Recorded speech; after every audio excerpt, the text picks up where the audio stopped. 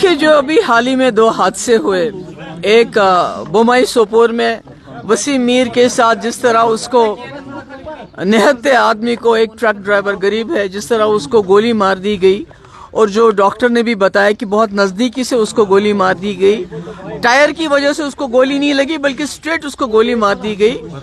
और उसके बाद कठुआ बिलावर में जैसे मक्खन दीन को पुलिस हमारी रखवाली के लिए है, उसको इतना टॉर्चर किया कि वो खुदकशी करने के लिए मजबूर हो गया। और ऐसे में इंसान को ये ख्याल था कि उमर साहब जब होम मिनिस्टर से मिलेंगे तो उनसे इन मसले के बारे में बात करेंगे, क्योंकि हम कहते हैं, जैसे वो खुद बार बार कहते हैं, होम मिनिस्टर साहब के जो एडवाइजर हैं, हमारे हाथ में कुछ नहीं है।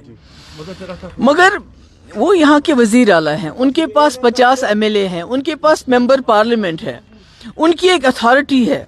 अगर PDP वाले होम मिनिस्टर से पूछना चाहें तो हम नहीं पूछ सकते, पर कि उमर साहब को चीफ मिनिस्टर अगर वो गए तो उनको वहाँ होम मिनिस्टर साहब से बात करनी चाहिए थी कि अगर जम्मू कश्मीर में आप कहते हैं हालात बिल्कुल ठीक ठाक हैं, मिलिटेंसी के साथ आप मुकाबला कर लीजिए, मगर जो आम लोग हैं, जो बेगुनाह लोग हैं, उनके साथ आर्मी की तरफ से, किसी आर्मी के, मैं नहीं कहती सारी आर्मी खराब है, मगर अगर कोई गलती करता है उसकी निशानदेही होनी चाहिए, उसको सजा मिलनी चाहिए।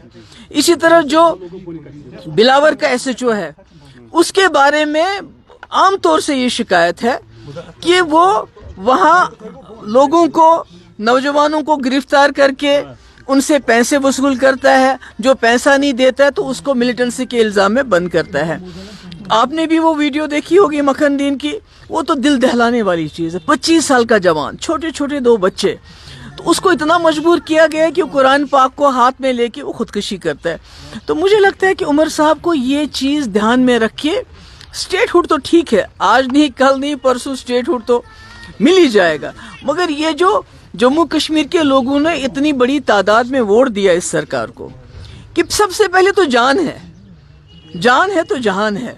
स्टेट हुड तब है जब इंसान जिंदा रहेंगे। तो मुझे ये अफसोस है कि उन्होंने ये बात नहीं की, करनी चाहिए थी।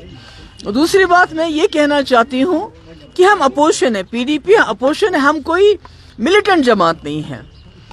हमारा एक ड्यूटी है, हमारा फर्ज है और हमारा हक है, जहाँ ज्यादती होगी वहाँ जाके लोगों के साथ खड़ा रहना।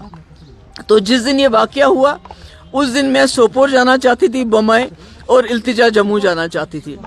बिना किसी बात के सिक्योरिटी लाइन से कोई हमें बताया नहीं गया कि आप क्यों नहीं जा सकते। तो हमारे गेट के ऊपर कंडेदार तार, बड़े बड़े पत्थर, बड़े बड़े ताले लगाए गए। मतलब ये क्या है? मैं एक चीफ मिनिस्टर रह चुकी हूँ, होम मिनिस्टर की बेटी हूँ। Iltija, she is a law abiding citizen. तो आप बिना हमें बताए, कोई वजह के बिना क्या कहे, हमारे दरवाजे को लॉक कर देते हैं, ताला लगाते हैं। यहाँ तक कि जो उसकी गाड़ी थी, उसके जो PSO है उनको रोका गया, उनको बोला कि आप वहां नहीं जाएंगे। अगर आपने उनके PSO को खुद रोका, गाड़ी उसको भेजी नहीं, तो फिर आपने उन्हीं PSO को कैसे सस्पेंड किया? उनका कसूर क्या है? आपने तो उनको खिंबर जाने से रोका, गाड़ी को रोका, ताला लगा दिया। तो देखिए, जो SHO इन्वॉल्व है उसके खिलाफ क्या एक्शन है हमें कोई मालूम नहीं है।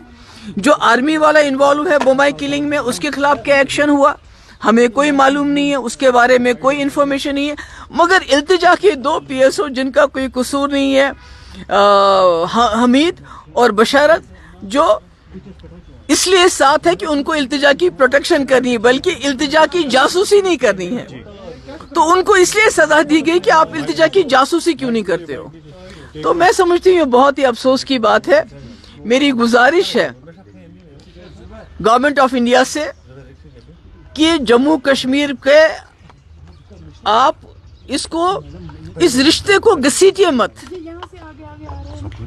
इस रिश्ते को इज्जत से अपने साथ चलाने की कोशिश कीजिए। और वो तब तक नहीं चल सकता जब तक जहाँ जो ह्यूमन राइट्स वायलेशंस होती हैं, जब तक उसमें आप जो रिस्पॉन्सिबल हो उनको अकाउंटेबल नहीं बनाएंगे। उसके लिए आपको एग्जाम्पल बनानी चाहिए। बोमाई में जो हादसा हुआ और जो कठुआ में हादसा हुआ, उनको सख्त से सख्त सजा दी जानी चाहिए। اور جو التجا کے جو پی ایس او ہے جن کو خواہ میں آپ نے سسپینڈ کیا ہے ان کا سسپینشن آرڈر ریووک کرنا چاہیے. اگر آپ کی آنکھ میں تھوڑا سا وہ کہتے ہیں نا کہ لحاظ ہے. I have no comments to offer on that.